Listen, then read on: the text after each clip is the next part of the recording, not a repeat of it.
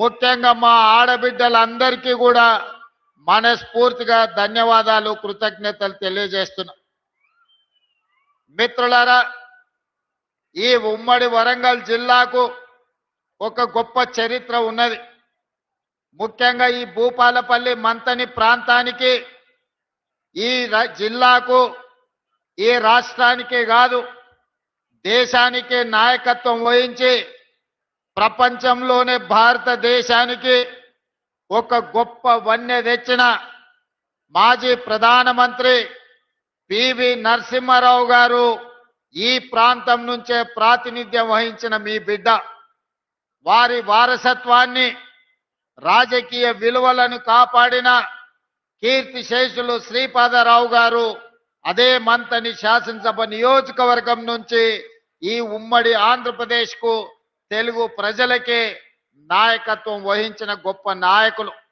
ఈనాడు 3వ తరం రాష్ట్ర ఐటీ పరిశ్రమల విషయంలో, శాసనసభ వ్యవహారాలలో పార్టీ ప్రతిష్టను, ప్రభుత్వం యొక్క ప్రతిష్టను ముందుకు నడిపిస్తున్న మిత్రులు దుద్దిల్ల శ్రీధర్ బాబు గారు ఈ ప్రాంతం నుంచే ప్రాతినిధ్యం వహించడం మీకు, మాకు, మనకందరికీ ఒక గర్వకారణం. ఇదే కాదు మిత్రులారా, మీకందరికీ తెలుసు 69 తొలి తెలంగాణ ఉద్యమం కావచ్చు, 2009 మళ్ళీ తెలంగాణ ఉద్యమం కావచ్చు, కాకతీయ ఉస్మానియా యూనివర్సిటీలే ముందు బాగాన నిలబడి 4 కోట్ల తెలంగాణ ప్రజల పక్షాన కొట్లాడిన చరిత్ర కాకతీయ యూనివర్సిటీ విద్యార్థులకు ఉన్నది. తెలంగాణ ఉద్యమంలో కర్త కర్మ క్రియగా మారి తెలంగాణ రాష్ట్ర సాధనలో కాకతీయ యూనివర్సిటీ విద్యార్థులు ఈరోజు తెలంగాణ సాధనలో అత్యంత క్రియాశీలక పాత్ర పోషించారు. ఆ కాకతీయ యూనివర్సిటీ ఈ ఉమ్మడి వరంగల్ జిల్లాలోనే ఉండడము ఒక గొప్ప విషయం.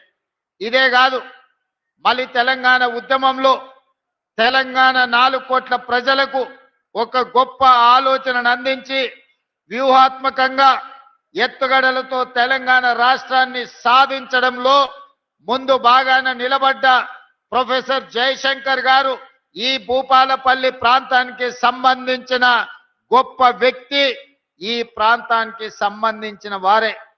ప్రొఫెసర్ జయశంకర్ గారి ఆలోచన, కాళోజీ గారి ఆవేశం తెలంగాణ